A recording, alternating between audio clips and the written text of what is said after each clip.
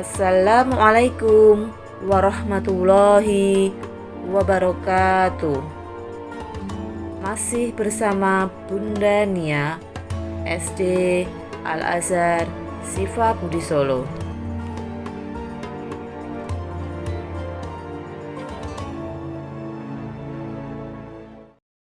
Pada kesempatan ini, Bunda akan menyampaikan materi Surah Al-Alaq ayat 6 sampai ayat 12.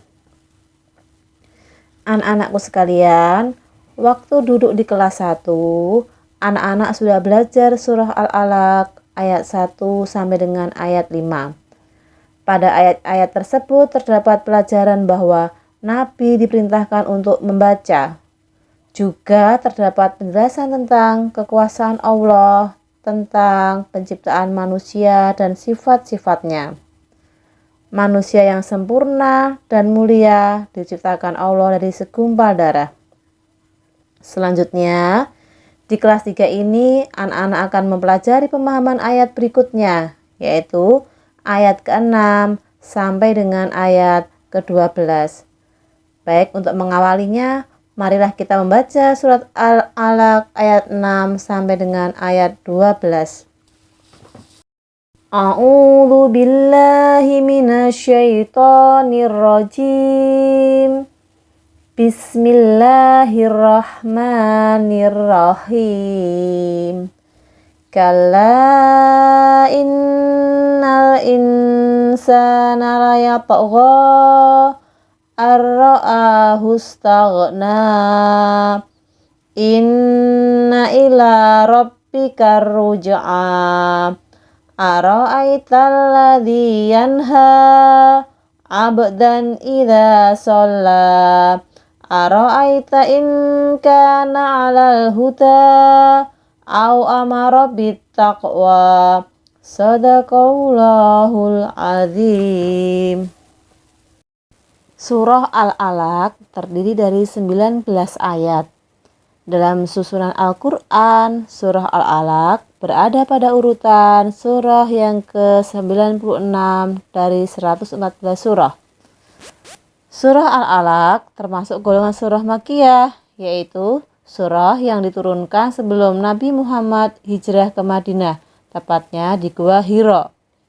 Kata Al-Alaq diambil dari ayat ke-1 yang artinya segumpal darah. Nama lain surah Al-Alaq adalah Iqra yang artinya bacalah, dan Al-Qalam yang artinya pena. Anak-anakku sekalian, surah Al-Alaq ayat ke-6 dan ke-7 menjelaskan bahwa pada awalnya manusia belum mengetahui sesuatu dan Allah lah yang memberi pengetahuan. Namun setelah mengetahui, ternyata banyak manusia menjadi ingkar atau tidak mau bersyukur kepada Allah. Padahal manusia dapat mengetahui sesuatu bukan karena dirinya sendiri, melainkan karena bimbingan dan pemberian Allah. Apakah yang menyebabkan mereka demikian? Jawabnya adalah karena mereka sudah merasa cukup atas kemampuan yang mereka miliki. Kemudian Allah mengancamnya dan memperingatkan kepadanya melalui surah Al-Alaq ayat ke-8 yang artinya, sesungguhnya hanya kepada Tuhanmu lah kembalimu. Maksud dari ayat di atas yakni hanya kepada Allah lah kamu kembali dan berpulang. Lalu dia akan mengadakan perhitungan terhadap hartamu, dari manakah kamu menghasilkan dan kemanakah kamu belanjakan. Kemudian ayat ke-9 dan 10 surat Al-Alaq yang berbunyi Ara'aital ladzi yanha 'abdan idza shalla, yang artinya, bagaimana pendapatmu tentang orang yang melarang seorang hamba ketika dia mengerjakan sholat? Maksud ayat di atas adalah ayat ini diturunkan berkenaan dengan sikap Abu Jahal laknatullah. Dia mengancam Nabi SAW bila melakukan sholat di Baitullah. Maka Allah Subhanahu wa Ta'ala pada mulanya menasihati Abu Jahal dengan cara yang terbaik. Untuk itu Allah berfirman dalam surat Al-Alaq ayat 11, ara'aita in kana 'alal huda, yang artinya, bagaimana pendapatmu jika orang yang dilarang itu berada di atas kebenaran? Maksud ayat di atas adalah, yakni bagaimana menurut pendapatmu jika orang yang kamu larang ini berada di jalan yang lurus dalam sepak terjangnya. Kemudian ayat ke-12 surah Al-Alaq berbunyi, au amara bittaqwa, yang artinya, atau dia menyuruh bertakwa kepada Allah.